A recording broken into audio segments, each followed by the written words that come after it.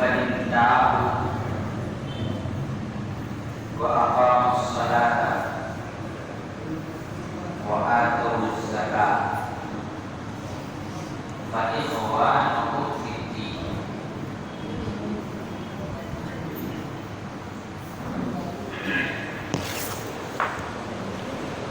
آج رمضان کی 17ویں تاریخ ہے اور ایک دن کے بعد دوسرے دن میں 19ویں تاریخ ہوگی. اس میں کون سی بڑی بات ہے؟ 18 کے بعد 19 ہی ہوتی ہے نا. 17 ہے اس کے ایک دن کے بعد کتنی ہوتی ہے؟ 19 ہوتی ہے. اس کا کیا مطلب ہے؟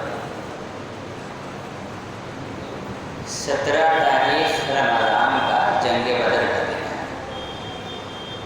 اور 19 تاریخ رمضان کا فتح مکہ کا دن ہے. اسی لیے میں نے کہا اس کے ایک دن کو چھوڑ کے دوسرے دن میں 19 تاریخ ہوگی رمضان. وہ فتح مکہ کا دن ہے، وہ بھی رمضان میں فتح کی گئی.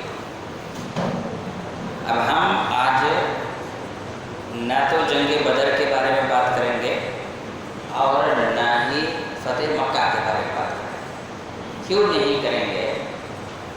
اس لیے کہ رسول اللہ صلی اللہ علیہ وسلم کی زندگی میں یہ تاریخی تو بہت بار ہے، لیکن اسی تاریخ کو کسی مجلس میں بیٹھ کر کے اس دن کو یاد کرنا کہ گزشتے سال یا 4 سال پہلے یا 6 سال پہلے ہم لوگ بدر جنگ جیتے تھے یا ہم لوگ مکہ فتح کیے تھے، ہے نا.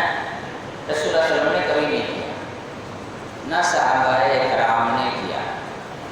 لہذا اس ڈر سے کہ ہم ہر رمضان 17ویں تاریخ کو جنگ بدر کو یاد کریں، 19 تاریخ کو فتح مکہ کو یاد کریں اور پھر دوسروں سے کہیں کہ تم محرم کو یاد کیوں کر رہے ہو، کہیں بدعت نہ بن جائے.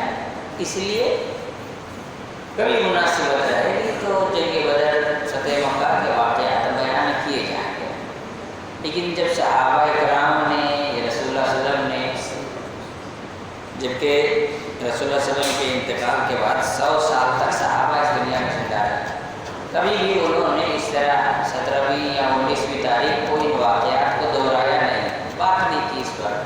جب موقع ملا حدیثوں کو بیان کیا، نہیں ملا خاموش رہے. اس کو اس انداز سے بات نہیں کی گئی. لہذا میں یہ سمجھتا ہوں کہ ہم لوگوں کو بھی اس کام سے پرہیز کرنا چاہیے. بہت سارے علماء کو دیکھنے میں آیا ہے، ہمارے اہل حدیث علماء ہی کی بات کر رہا ہوں. گزشتہ جو جمعہ گزرا جنگ بدر کے واقعات کے خطبہ چلے لوگوں تو بہت سے علماء نے اس پر یہی بات کہی کہ آپ ہر سال رمضان کی 17 تاریخ کو جنگ بدر کی کہانی یا اس واقعے کو بیان کرنے سے پرہیز کریں کہ مستقبل میں بدعت کی شکل اختیار کر سکتی ہے. آخری عشرہ آنے پہ ہے اور آخری عشرے کے سلسلے میں بھی کچھ باتیں بتانی ہیں. اور ایک چیز ہے زکوٰۃ کا معاملہ. زکوٰۃ کی اہمیت کتنی ہے؟ اللہ رب العالمین نے قرآن مجید میں 2 مقامات پر 2 آیتیں بیان کی. پہلی آیت فَإِن تَابُوا، اگر یہ کفار منافقین توبہ کر لیں. کس چیز سے؟ کفر سے، نفاق سے. وَأَقَامُوا الصَّلَاةَ، نماز قائم کریں. وَآتَوُا الزَّكَاةَ، اور زکوٰۃ ادا کریں. فَإِخْوَانُكُمْ فِي الدِّينِ، تو وہ تمہارے دینی بھائی ہیں. معلوم یہ ہوا کہ شریعت اسلامیہ میں انسان کے مومن ہونے کی جو ظاہری نشانی ہے، جو نشانی دکھتی ہے، ان میں کفر سے توبہ، یعنی اس کی زندگی میں کفر اور شرک نظر نہ آئے. دوسری چیز نماز کا قیام، اور تیسری چیز کیا ہے؟ زکوٰۃ کی ادائیگی۔ دوسری جگہ اللہ تعالیٰ نے قرآن مجید میں جنگ کے واقعے کو بیان کیا، وَاقْتُلُوهُمْ حَيْثُ وَجَدتُّمُوهُمْ، جنگ کے میدان میں کافروں کو جہاں ملے پکڑ کے قتل کرو، جنگ کے میدان میں۔ پھر آگے اللہ تعالیٰ نے فرمایا فَإِن تَابُوا، اگر وہ توبہ کر لیں، وَأَقَامُوا الصَّلَاةَ، نماز قائم کرنے لگ جائیں، وَآتَوُا الزَّكَاةَ، زکوٰۃ ادا کرنے لگ جائیں، فَخَلُّوا سَبِيلَهُمْ، تو ان سے مت لڑو، ان کا راستہ چھوڑ دو۔ تو دونوں جگہ پر اللہ رب العالمین نے صلاح کے ساتھ زکوٰۃ کا ذکر کیا۔ جس طرح سے قرآن مجید میں ایمان کے ساتھ عمل صالح ہر جگہ بیان کیا گیا، ویسے ہی نماز کے ساتھ زکوٰۃ کا بیان آیا۔ معلوم یہ ہوا کہ زکوٰۃ اتنی اہمیت اور اتنا زیادہ ضروری ہے کہ انسان اگر اس میں کوتاہی برتے تو ظاہری طور پر اس کے مسلمان ہونے کے دروازے بند ہو جاتے ہیں۔ اب آگے دیکھیں، میں نے جیسے کہا زکوٰۃ ادا کرنے کے لیے ضروری ہے کہ آپ پہلے زکوٰۃ کو سمجھیں۔ پہلی بات، زکوٰۃ اسٹاک پر ہے، اسٹاک پر زکوٰۃ ہے، ان چیزوں پر زکوٰۃ نہیں ہے جو اسٹاک میں کاؤنٹ نہیں ہے۔ آپ کی بلڈنگ ہے، اس پہ زکوٰۃ نہیں ہے۔ آپ کے پاس 3-4 کاریں ہیں، آپ ان کو استعمال کرتے ہیں، اس پر زکوٰۃ نہیں ہے۔ ویسے انسان کے پاس اگر ضرورت نہ ہو اور 3-4 کار رکھتا ہے تو فضول خرچی ہے، وہ گنہگار ہوگا، وہ الگ چیز ہے، لیکن اس میں زکوٰۃ نہیں ہے۔ آپ کے پاس زمین ہے لیکن وہ پڑی ہوئی ہے، اناج اگتا ہے تو اناج کی زکوٰۃ، نہیں تو زمین پر کوئی زکوٰۃ نہیں ہے۔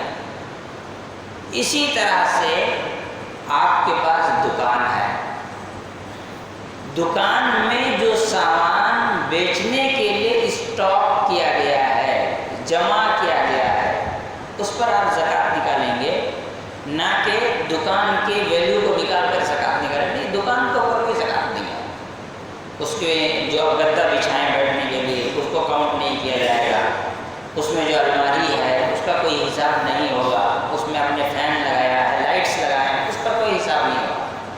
جو سامان آپ نے بیچنے کے لیے اسٹاک کیا ہے اس کے اوپر آپ کو زکوٰۃ دینا ہوگا۔ بچت کیش کے اوپر زکوٰۃ ہے، سونے چاندی کے اوپر زکوٰۃ ہے، سونے چاندی کے اوپر زکوٰۃ ہے۔ اب بات یہ ہے کہ سونے کے اوپر کتنا ہے، تو سونے کا بتایا گیا 7.5 تولہ۔ اب اس تولے کے حساب کرنے کی وجہ سے تھوڑا سا اختلاف ہو گیا، کچھ لوگوں کے نزدیک 83 گرامس میں 7.5 تولہ ہو جاتا ہے، کچھ لوگوں کے نزدیک 85 گرامس میں 7.5 تولہ ہوتا ہے۔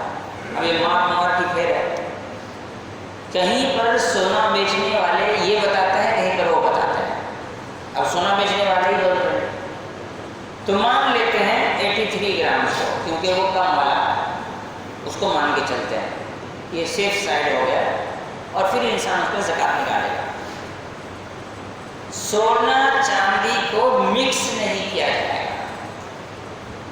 گا کہ 40 گرام سونا ہے باقی 60-70 گرام چاندی ہے، دونوں کو مکس کریں گے، نہیں، سونا اور چاندی کو مکس۔ یہاں یہ بات یاد رکھیں، بہو، ساس، گھر کی بیٹی، ان سب کے الگ الگ اگر سونے ہیں تو سب کا حساب ایک جگہ نہیں کیا جائے گا۔ جو بہو کا ہے بہو کا ہے، جو بیٹی کا ہو بیٹی کا ہے، جو بیوی کا ہو بیوی کا ہے، جو ماں کا ہے وہ ماں کا ہے، جو دوسروں کا وہ دوسروں کا ہے۔ سب کا ملا کر کے اگر 80 تولہ بھی ہو جاتا ہے تب بھی یہ حساب غلط ہے، سب کا انڈیویجول حساب ہوگا۔ شرط یہ ہے کہ وہ اس کی ملکیت ہو. ایسا نہیں ہے کہ باپ نے سونا خرید کر کے رکھا ہے کہ جب بیٹے کی شادی کرائیں گے تو بہو کو زیور دیں گے.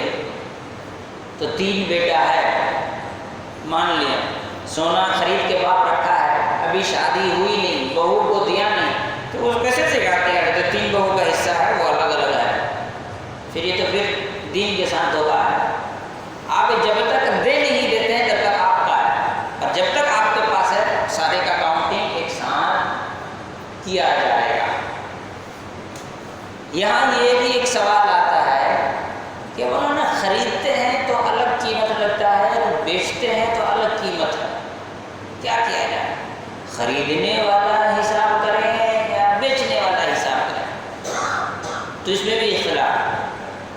بیچنے والا حساب، بیچیں گے تو آپ کو جو ملے گا وہی آپ کا ہے. خریدتے وقت اس نے جی ایس ٹی کتنا سارا جوڑ لیا ہے، وہ تھوڑی سونے کے حصے میں آئے، وہ تو نکل گیا. یہاں ایک چیز اور یاد رکھیں، سونا اگر بسکٹ کی شکل میں ہے تو بھی زکوٰۃ واجب ہے، زیور کی شکل میں استعمال ہو رہا ہے تب بھی زکوٰۃ واجب ہے، استعمال نہیں ہو رہا ہے تب بھی زکوٰۃ واجب ہے. یہ نہ سوچے کہ یہ تو استعمال والی چیز ہے اس پہ زکوٰۃ نہیں ہے، جو استعمال نہ ہو اس پہ زکوٰۃ واجب ہے.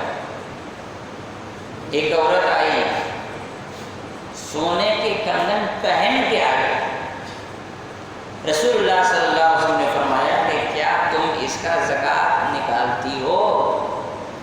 تو پہن کے آئی تھی، جھولے میں بھر کے تو لائی نہیں تھی. معلوم یہ ہوا جو زیور استعمال ہوتا ہے اس پر بھی زکوٰۃ ہے. اب کچھ علماء نے فتوے دے دیے، اس کو لے کے بڑا اختلاف ہوا، جھگڑے ہوئی، بہت ساری چیزیں ہوئی، لیکن صحیح مسلک یہی ہے کہ جو سونا استعمال ہوتا ہے اس پر بھی زکوٰۃ ہے. اب یہاں بات آتی ہے کرنسی کی. کرنسی، کاغذ کا جو کرنسی ہمارے پاس ہوتا ہے، یہ نہ تو سونا ہے اور نہ ہی چاندی ہے. یہ سونا بھی نہیں ہے، چاندی بھی نہیں. اس کا زکوٰۃ کیسے نکالا جائے؟ تو اب اس کو تھوڑا ڈیٹیل سے سمجھتے ہیں. ایک ہے دلیل اور ایک ہے تقویٰ. اب دونوں کو سمجھیے کیسے. دنیا میں کرنسی کی بیس کیا ہے؟ کیا ہے کرنسی کی بیس؟ سونا. جس ملک کے پاس جتنا زیادہ سونا ریزرو ہوگا اس کی کرنسی اتنی مضبوط ہوگی.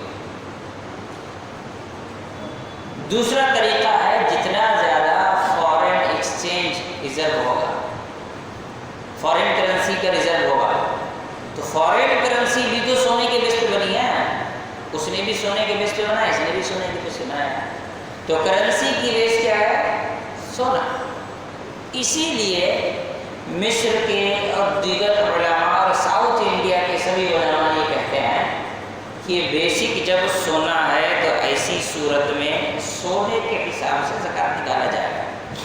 لیکن عرب کے علماء اور نارتھ انڈیا کے جو علماء ہیں، جس میں شیخ اشفاق سلفی حفظہ اللہ بھی شامل ہیں اور دیگر بہت سارے علماء، ڈاکٹر فضل الرحمان رحمۃ اللہ علیہ انتقال کر گئے، وہ کہتے ہیں کہ اگرچہ کہ یہ بات بالکل صحیح ہے کہ کرنسی کی بیس کیا ہے؟ سونا ہے، لیکن کرنسی نہ تو خود سونا ہے اور نہ خود چاندی ہے. رسول اللہ صلی اللہ علیہ وسلم کے زمانے میں کرنسی سونے کی ہوتی تھی تو چاندی کی ہوا کرتی تھی. اب کوئی قرآن اور حدیث کی دلیل نہیں ہے جو یہ بتائے کہ ہم سونے کو مانیں یا چاندی کو مانیں. یہ اجتہاد ہے کہ چونکہ کرنسی سونے کے بیس پر بنتی ہے اس لیے کرنسی کو سونے سے جوڑا جائے گا. لیکن سوچئے اگر قیامت کے دن یہ سوال ہو جائے آپ سے کہ یہ جو کاغذ کا ٹکڑا تھا یہ نہ تو سونا تھا نہ چاندی تھی، ہے نا، سونا بھی نہیں ہے اور چاندی بھی نہیں ہے، اور اس کو تم نے سونے سے جوڑا، چاندی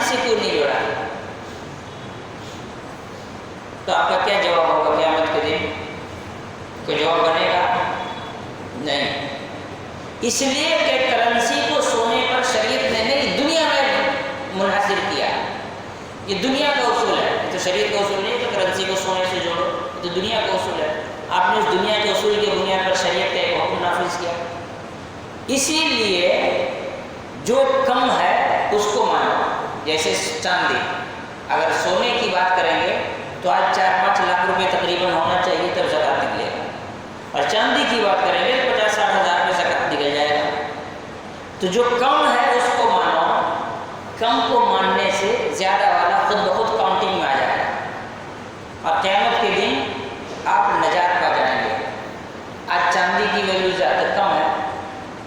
اللہ کے حکم سے اگر کبھی کسی زمانے میں سونے کا ریٹ گر جائے اور چاندی کا ریٹ بڑھ جائے تب آپ سونے کو مانیں گے، تاکہ قیامت کے دن آپ اپنی مصیبت ٹال سکیں، آپ اپنے آپ کو نجات دلا سکیں.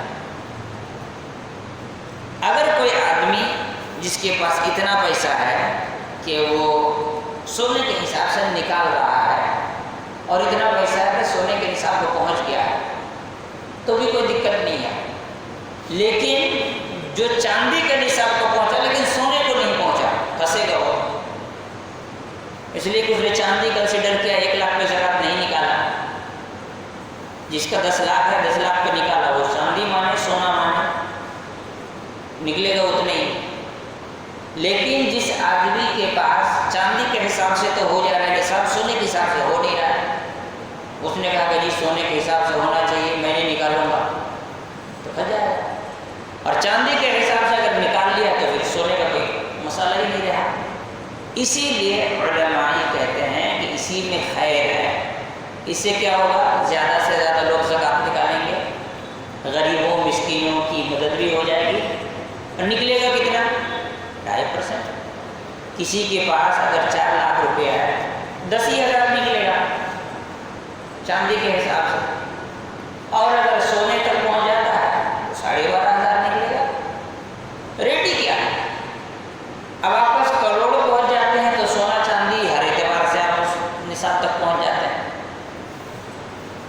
زکوٰۃ نکالتے وقت ایک سوال یہ آتا ہے کہ میں سیلری ہولڈر ہوں، مجھے مہینے میں تنخواہ ملتی ہے، میں کیا کروں؟ مال پر تو سال گزرنا چاہیے نا، 1 سال گزرے گا تب اس پہ زکوٰۃ نکالیں گے. کچھ پیسہ میرا 2 سال پرانا ہے اور کچھ ابھی، آج کتنی تاریخ ہے؟ 2 تاریخ کو کسی لوگ کو تنخواہ ملی ہوگی، کسی 1 تاریخ کو تنخواہ ملے گی. کچھ پیسے جو ہیں وہ 8 دن پہلے کے ہیں، اور کچھ پیسے 6 مہینہ 7 مہینہ 1 سال پرانا ہے. تو ظاہر سی بات ہے جیسے جیسے مہینہ گھٹتا جائے گا پیسوں کا کچھ حصہ ایسا بھی آئے گا جو سال سے کم ہوتا چلا جائے. کوئی 1 مہینہ پرانا ہوگا، کوئی 2 مہینہ پرانا ہوگا، کوئی 6 مہینہ پرانا ہوگا، کوئی 7 دن پرانا ہوگا. تو سال تو گزرا نہیں ہے ان سب پیسوں پر، کیسے زکوٰۃ نکالیں گے؟ تو علماء نے یہ کہا کہ ایک انسان ہے، اس کے پاس 7.5 تولہ سے زیادہ سونا ہے. مثال کے طور پر 8 تولہ سونا ہے. آج 8 تولہ سونا ہے، آج وہ زکوٰۃ کے نصاب کو پہنچ گیا. آج وہ زکوٰۃ کے نصاب کو پہنچ گیا. اب 1 سال گزرے گا تب اس کے اوپر زکوٰۃ واجب ہوگا. کتنا سال؟ 1 سال گزرے گا. 6 مہینے بعد اس نے پھر تھوڑا سا سونا خرید لیا، اس کے 1 مہینے بعد پھر تھوڑا سا سونا خرید لیا.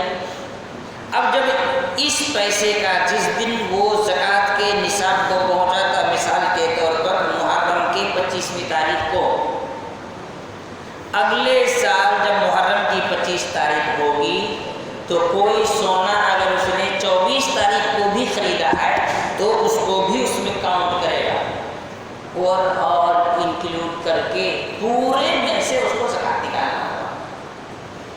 ویسے ہی کسی کے پاس آج اگر 5 لاکھ روپیہ آئے، آج 9 تاریخ اپریل مہینے کے، اگلے سال اپریل مہینے کے 9 تاریخ کو جتنا پیسہ اس کے پاس ہوگا، چاہے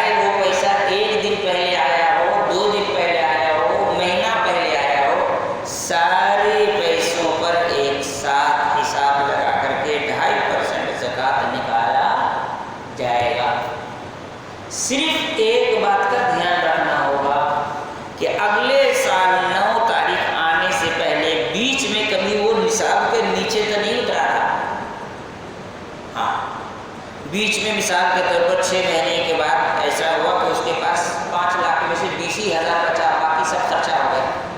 20,000 بچا، اس نے خرچ کر دیے، ادھار نہیں دیے، خرچ کر دیے، کچھ سامان خرید لیا۔ پھر 6 مہینے کے بعد یا 4 مہینے کے بعد دوبارہ وہ پیسے آ گئے، تو جب دوبارہ پیسے بڑھائے گا تو دوبارہ نصاب تک پہنچا، پھر وہاں سے اس کا ڈیٹ شروع ہوگا۔ جب وہ نصاب کے نیچے چلا گیا تو ڈیوریشن کٹ ہونا شروع ہو جائے گا۔ اس بات کا خیال ہے۔ یہ ہو گئی، یہی حال دکان کا ہے۔ دکان میں آپ جب سامان ڈالتے ہیں تو اس کا حساب رکھیے، اپنی زندگی کے ہر چیز کا حساب رکھیے۔ آدمی جی ایس ٹی بھرنے کے لیے آدمی رکھتا ہے نا، حساب کراتا ہے، جی ایس ٹی فائل بھرنے کے لیے، انکم ٹیکس ریٹرن بھرنے کے لیے آدمی سے پیسہ سے حساب کرواتا ہے۔ تو تھوڑی سی اور محنت کر لے تو ایسی صورت میں اس کے پورے بزنس کا حساب رکھ سکتا ہے، اور اس کا زکوٰۃ نکالنا بہت آسان ہے، کوئی دقت نہیں ہے۔ وہ حساب کر کے رکھے، جیسے حساب کی بات ہو 2.5% نکال لے۔ زکوٰۃ بنا حساب کیے نکالنے سے انسان کے گنہگار ہونے کے چانسز بڑھ جاتے ہیں۔ آپ پر 6 لاکھ زکوٰۃ واجب ہوا، 5,99,999 روپیہ آپ نے نکال دیے اندازے سے، 1 روپیہ آپ کے پاس رہ گیا تو آپ گنہگار ہو گئے۔ اتنا آسان نہیں ہے، اسی لیے بنا حساب کے زکوٰۃ، صدقہ جتنا چاہے بنا حساب کے نکالتے رہیے، اس کی کوئی نصاب متعین نہیں ہے، لیکن زکوٰۃ حساب کر کے نکالیے، کیونکہ 1 روپے بھی آپ نے اگر زکوٰۃ کا پیسہ نہیں نکالا تو یہ آپ کے لیے قیامت کے دن حوالے چلا مل جائے گا۔ یہاں زکوٰۃ کے بارے میں موٹی موٹی باتیں ختم ہوتی ہیں۔ اس لیے اب گورو بکری کھیتی بتا کے تو فائدہ نہیں، آپ لوگوں کا پاس ہے نہیں وہ چیز کہ آپ کو بتائیں، اس ڈیٹیل پر نہیں آتا۔ دوسری بات آتی ہے عشرہ آخر کے بارے میں، آخری عشرہ۔ اللہ کے رسول صلی اللہ علیہ وسلم کے بارے میں حدیث بہت مشہور ہے، اذا کان العشر الاواخر شد مئزره واحیا لیلہ وایقظ اہلہ۔ آخری عشرہ آتا تھا تو رسول اللہ صلی اللہ علیہ وسلم مکمل طور پر کمر باندھ لیتے تھے، راتوں کو جاگتے تھے، اپنے گھر والوں کو جگاتے تھے، مطلب 10 رات رسول اللہ صلی اللہ علیہ وسلم جاگتے تھے۔ کتنی راتیں؟ 10 راتیں، صرف 5 نہیں، 10 راتیں۔ اس کو یاد رکھیے گا، یہ ہندوستانی سسٹم ہے 5 رات کا۔ 5 راتوں کی حدیث یہ ہے، تحروا لیلۃ القدر فی العشر الاواخر من الوتر فی رمضان۔ رمضان کے آخری عشرے کے راتوں میں لیلۃ القدر کو تلاش کرو۔ 5 راتوں میں لیلۃ القدر تلاش کیا، لیکن جاگ کر کے عبادت کرنا 10 رات، صرف 5 رات کو لیلۃ القدر کی نیت ہوگی، باقی عام نفل کی نیت سے آپ کو 10 رات جاگنی چاہیے۔ یہی رسول اللہ صلی اللہ علیہ وسلم کی سنت ہے، یہی رسول اللہ صلی اللہ علیہ وسلم کی سنت ہے۔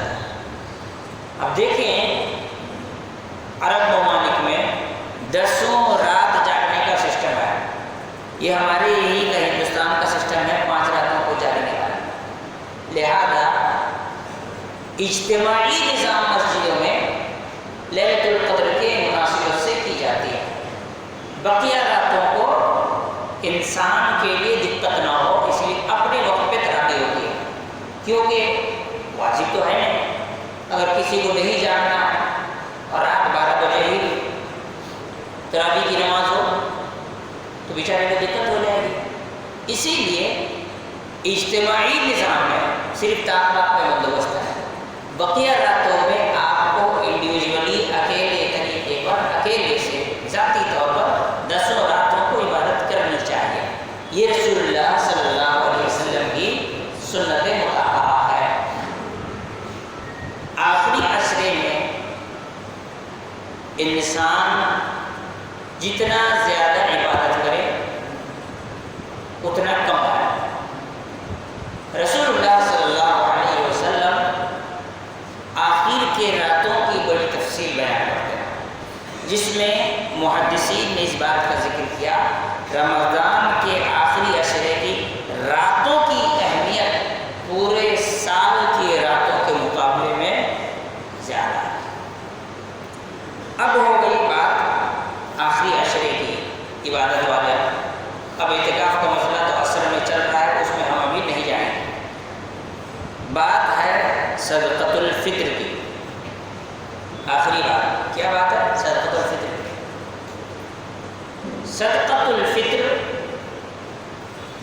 ہر مسلمان پر واجب ہے، بچہ ہو، بوڑھا ہو، عقل والا ہو، عقل والا نہ ہو، آزاد ہو، غلام ہو۔ جو بچے ہیں عقل والے نہیں ہیں، غلام ہیں، ان کے طرف سے ان کا جو ذمہ دار ہے وہ صدقۃ الفطر نکالے۔ ضروری نہیں صدقۃ الفطر کے لیے کہ آدمی روزے سے ہو، نہیں میں تو روزہ نہیں رکھا، میں تو صدقۃ الفطر نکالوں، نہیں، آپ کو نکالنا ہے۔ یہاں ایک بات اور یاد رکھیں، صدقۃ الفطر فرض ہے۔ عبداللہ بن عمر رضی اللہ عنہ کہتے ہیں فرض رسول اللہ صلی اللہ علیہ وسلم زکوٰۃ الفطر، رسول اللہ صلی اللہ علیہ وسلم نے زکوٰۃ الفطر فرض کیا، صاع من تمر او صاع من شعیر، ایک سا کھجور، ایک سا جو، علی العبد والحر والصغیر والکبیر والذکر والانثی، آزاد، غلام، بچہ، بڑا، مرد، عورت، سب پر۔ تو یہ فرض ہے۔ فرض عبادت سینسٹیو بہت ہوتا ہے، اس کے لیے انسان کو چوکنا رہنا چاہیے، اس کی ادائیگی میں کوتاہی نہیں ہونی چاہیے۔ صدقۃ الفطر کے بارے میں یہ جو سرکاری اعلان ہے یہ گناہ ہے۔ سرکاری اعلان کون سا؟ ناقدہ مسجد والا، کتنا روپے؟ 65 روپیہ صدقۃ الفطر اس سال کا۔ کتنے لوگ ہیں جس کے گھر میں 1 کلو چاول 65 روپے میں نہیں آتا ہے؟ اور کتنے لوگ ایسے ہیں جس کے گھر میں 10 روپے میں 2.5 کلو چاول آ جاتا ہے؟ ہاں، جو راشن دکان والا چاول کھاتے ہیں ان کا اناج کتنے روپے تک میں جاتا ہے؟ 5 روپے کلو ہوتا ہے، 6 روپے، 10 روپے کلو، 25 روپے ہوا۔ یہ 65 روپے جو اعلان کیا ہے یہ جہالت سے بھرپور اور ظلم سے بھرپور ہے۔ میں خود کتنے لوگوں کو جانتا ہوں جس کے گھر میں 1 کلو چاول 65 روپے میں نہیں آتا، 1 کلو چاول نہیں آئے گا 65 روپے۔ اسی مسجد کے مسلم ہے بھائی، کتنا مہنگا کھانے کے عادی ہے، اللہ نے دیا کھا رہا ہے، کوئی بڑی بات نہیں ہے، کھائے۔ اب وہ 65 روپے جو نکالے گا یہ ظلم نہیں کہ نہیں ہے؟ اور میں اسی مسجد کے کتنے مسلیوں کو جانتا ہوں جو راشن دکان سے چاول لے کے کھاتے ہیں، 4 روپے 5 روپے کلو چاول ہے، وہ 65 روپے کیوں نکالے گا؟ تو یہ جو اعلان ہے 65 روپیہ اس سال صدقۃ الفطر ہے، یہ ظلم ہے، ظلم سب کے لیے ظلم ہے، یہ گناہ ہے۔ اسی لیے کہتے ہیں اعلان گناہ۔ یہ کیا ہے؟ اعلان گناہ۔ آؤ جسے جسے گناہ کرنا ہو ہمارا اعلان سنو، اس پر عمل کرو۔ عجب اتفاق ہے، بیٹھا ہوا ہے اس سال صدقۃ الفطر 65 روپیہ، اور کب اعلان کیا؟ پہلے رمضان کو اخبار میں آیا تھا، پہلے رمضان کے اعلان کر دیا۔ مہاترم خان ان لوگوں سے بچیں، ان مہاترم خانوں سے بچیں، یہ دین کا بیڑا غرق کر دیے، لوگوں کے دماغ کو بھرشٹ کر کے رکھے ہوئے۔ دوسری بات، اناج یا پیسہ، اناج یا پیسہ۔ میں ایک بات اور بتا دیں، صدقۃ الفطر آپ جس کوالٹی کا کھاتے ہیں اسی کوالٹی سے نکالیں گے۔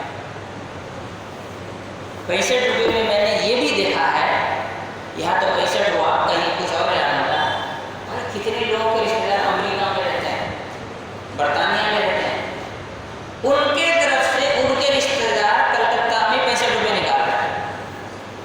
بھیا وہاں کا 1 روپیہ بھی نہیں ہے، 65 روپیہ، وہ ڈالر کتنا چل رہا ہے؟ 78. لو 80 روپیہ 78 جو بھی 65 سے تو زیادہ ہی ہے نا. ہاں ہم 65 کو پکڑ کے بات کر رہے ہیں. تو جو آدمی امریکہ میں بیٹھا ہوا ہے یہاں 65 روپیہ نکال رہا ہے، یہ چور ہے، صدقۃ الفطر کا چور. جیسے نماز صحیح سے ادا نہ کرے تو قرآن نے کہا کہ یہ نماز کا چور ہے، ویسے ہی صدقۃ الفطر صحیح سے نہیں ادا کرنے کی وجہ سے صدقۃ الفطر کا چور ہے. بیٹھا امریکہ میں، لندن میں بیٹھا، یہاں جی غریب نہیں ہے تو کیا کرو ہندوستان میں نکالو، کتنا جو اعلان ہوا اتنا. کتنا مسجد کے بورڈ میں صدقۃ الفطر کتنا ہے نہیں نکالے. میں نے کہا اپنا گھر دے دو، یہ کہا میں نے لکھ دیا بورڈ میں کہ سب اپنا گھر دے دو، صدقۃ الفطر میں دے دو گے. تو اس میں لکھے ہوئے کا کیا حیثیت ہے، کیا اعتبار ہے؟ جو تم کھاتے ہو، جو تمہارا خرچ ہوتا ہے، جو تمہارا اسٹیٹس ہے، اس حساب سے نکالو تم صدقۃ الفطر. کل لکھ دیں گے سب لوگ صدقۃ الفطر اپنا گھر دے دو تو دے دو، اس لکھے ہوئے کے پیچھے پڑے گے. اناج یا پیسہ، لیکن اس معاملے میں میرا ماننا یہ ہے کہ شدت سے بچے، بس اس کے علاوہ کچھ نہیں. کیوں؟ جن لوگوں نے یہ کہا، میں پہلے بتا دیتا ہوں، حنابلہ کے یہاں پر پیسہ دینا حرام ہے. کیا ہے؟ پیسہ دینا حرام ہے. حنبلیوں کے نزدیک اناج ہی دینا ہوگا. عرب کے سارے علماء یہ فتویٰ دیتے ہیں.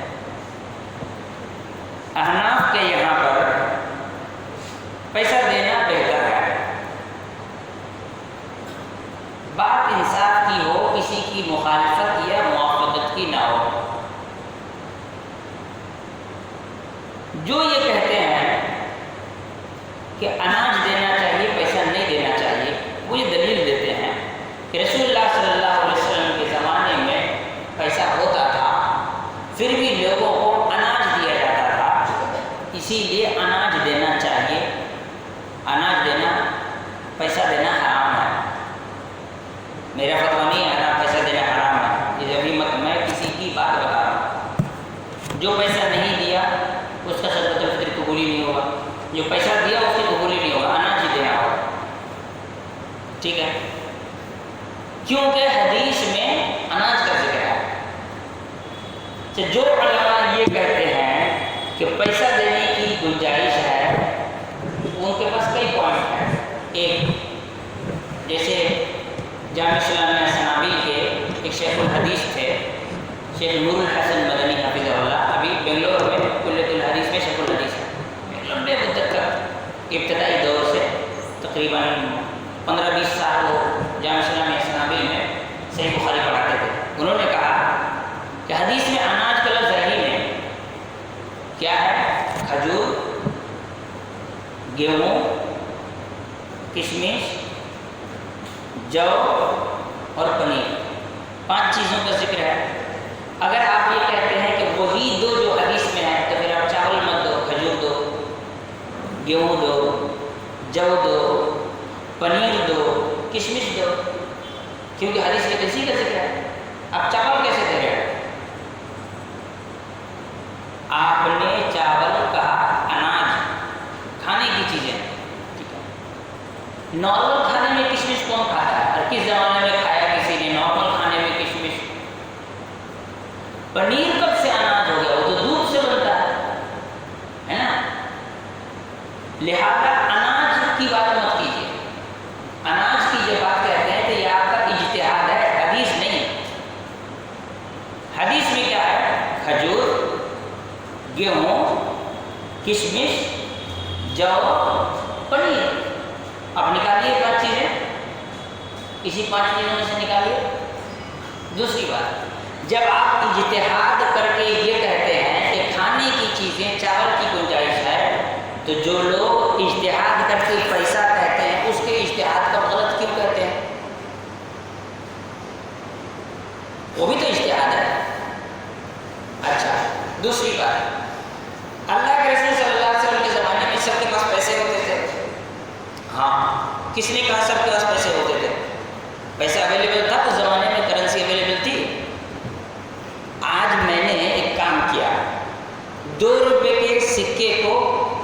तौला के इसका वेट कितना है, 2 रुपये के सिक्का का वज़न कितना है। जो बड़ा वाला कॉइन है उसका वज़न है 5 ग्राम और जो छोटा वाला कॉइन है उसका वज़न है 2.5 ग्राम। मान लेते हैं छोटा वाला सिक्का, इतना बड़ा सिक्का होता होगा सोने का, 2.5 ग्राम सोना किसी के पास हो तो वो गरीब होगा।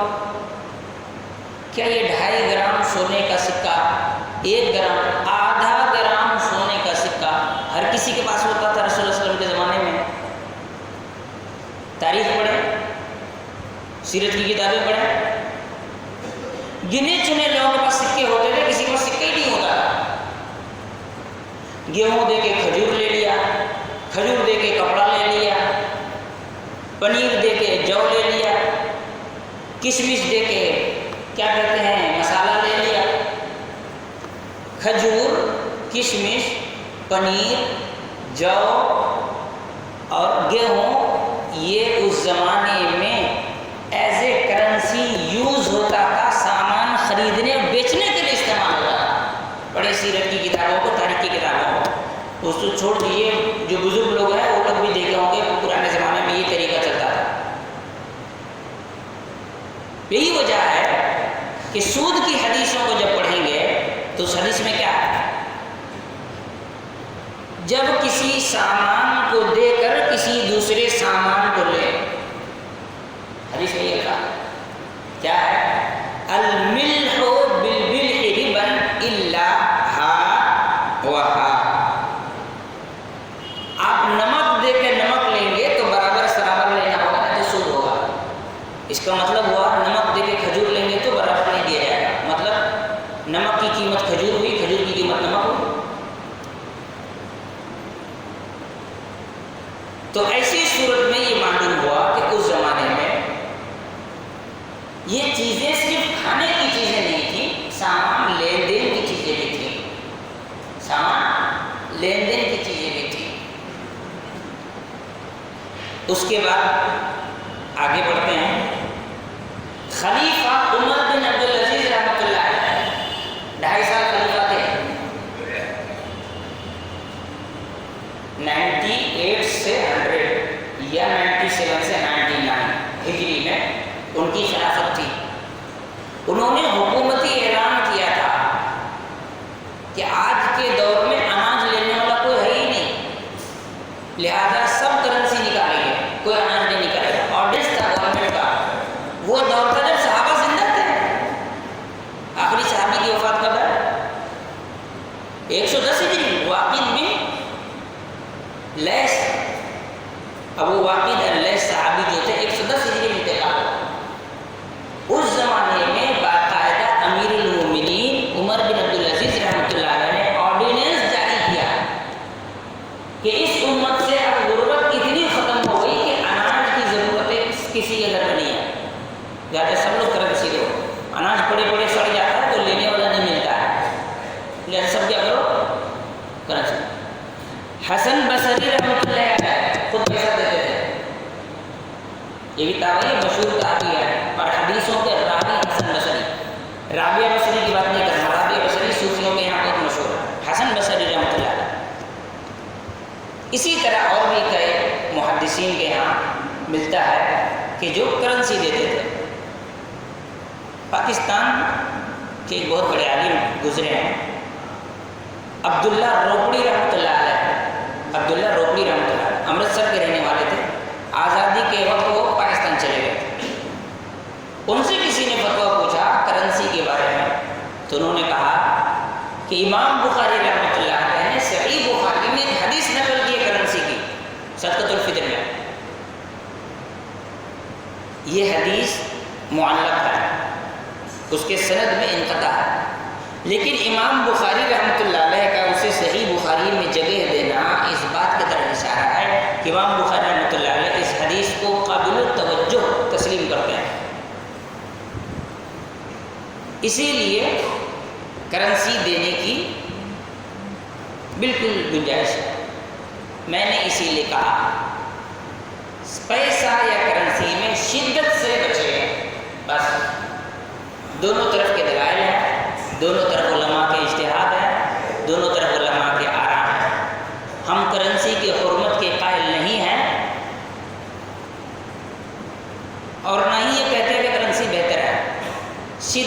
سے بچیں.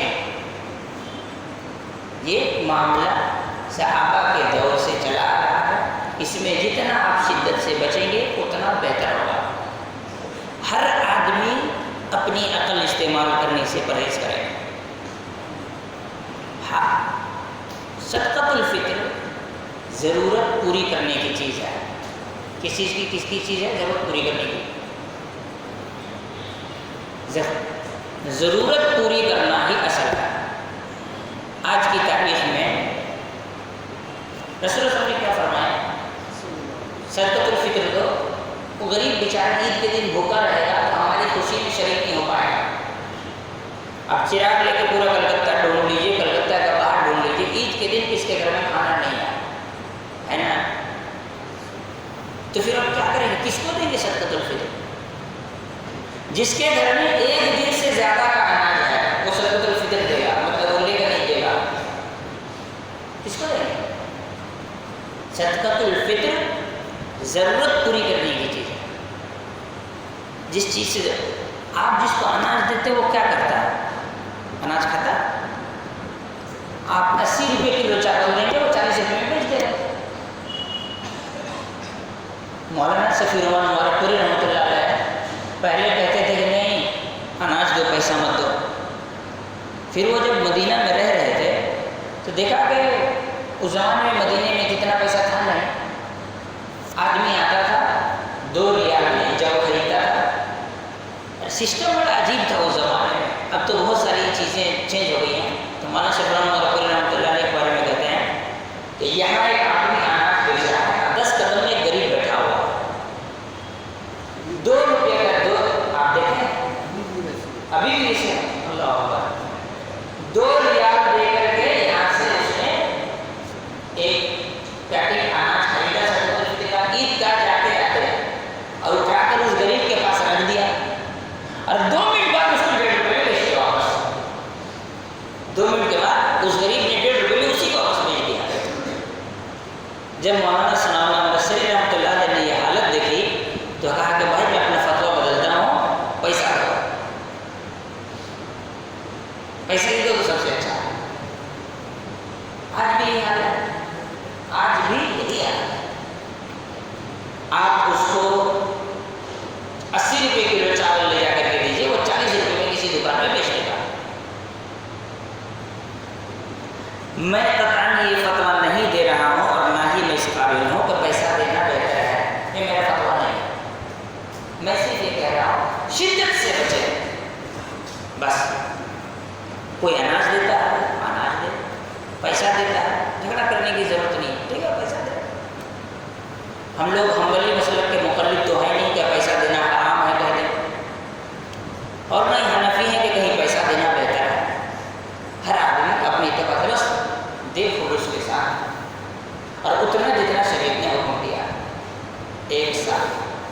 اور اگر سب سے سیف سائڈ کیا ہے مولانا؟ 2.5 کلو کھجور. حدیث میں کھجور کا ذکر ہے، کھجور دیجیے. گیہوں کا ذکر ہے، گیہوں دیجیے. پنیر دیجیے، کشمش دیجیے، جو دیجیے. سب سے سیف سائڈ یہ ہے کہ یہ 5 چیز دیجیے. جب آپ چاول اور آٹے پہ آتے ہیں تو آپ اگر چاول آٹے پہ جا سکتے ہیں تو دوسرا آدمی نوٹ پہ بھی جا سکتا ہے. یہ اجتہاد کے اوپر منحصر ہے. میں پہلے یہی کہتا تھا کہ اناج دینا بہتر ہے، لیکن کل پرسوں جمعہ تھا، جمعہ کے دن فجر بعد جب میں تقریر کے لیے کچھ لکھ رہا تھا تو کئی علماء کے خطابات میں نے سنے اس موضوع پر. اور جب مجھے یہ معلوم ہوا کہ عمر بن عبدالعزیز رحمۃ اللہ علیہ نے ان کے زمانے میں پیسہ اتنا ہو گیا تھا زکوٰۃ دینے والے نہیں ہوتے تھے. دیکھا کہ اناج بہت ہو گیا ہے لیکن لینے والے کوئی نہیں مل رہے ہیں. اور کرنسی، آپ کو ایک بھی بات بتا، کرنسی کی ہسٹری تھوڑا سن لیجیے. عربوں میں کرنسی نہیں ہوتی تھی. کرنسی آئی ہے اٹلی سے. کرنسی کہاں سے آئی ہے؟ اٹلی سے. جب مسلمانوں نے اٹلی فتح کی ہے نا روم، اس کے بعد مسلمانوں کے پاس کرنسی آئی ہے. اس سے پہلے کرنسی نہیں ہوتی تھی. اس سے پہلے سونے یا چاندی کے سکے ہوتے تھے. جب اٹلی کو فتح کیا مسلمانوں نے روم کو، تو وہاں پیتل اور دوسرے میگنیٹ کے یہ ملنا شروع ہوئے کرنسی اسلام مسلمانوں کا یہاں کرنسی زیادہ مقدار میں آنے لگی. اس سے پہلے کرنسی ملتی نہیں تھی. اب سوچیے جن کے گھر میں 2 مہینہ چولہا نہ جلتا ہو وہ کھجور اور پانی پہ جیتے تھے, تو ان کے پاس کھجور اور پانی ہی تھا. تو جب یہ ایک چیز کرنسی کی ہسٹری معلوم ہوئی. دوسری چیز عمر بن عبدالعزیز رحمۃ اللہ علیہ جو ایک تابعی ہیں اور امیر المومنین تھے اور ساتھ ہی صحابہ کرام کا دور تھا, انہوں نے سرکاری آرڈیننس جاری کیا اور کہا کہ ابھی اناج کے مقابلے میں کرنسی دو. کرنسی آدمی 4 دن بعد یوز کر سکتا ہے, اناج خراب ہونے کے چانسز ہوتے ہیں, ابھی اتنی غربت نہیں ہے. تب میں نے اس میں نرمی اختیار کی اور میں نے کہا کہ ٹھیک ہے اس پر بات کریں گے. اور میں نے آج آپ کے سامنے یہی کہا شدت سے اجتناب کریں, بس بقیہ چیزیں اللہ رب العالمین ہم تمام لوگوں کو سمجھ آنے کی توفیق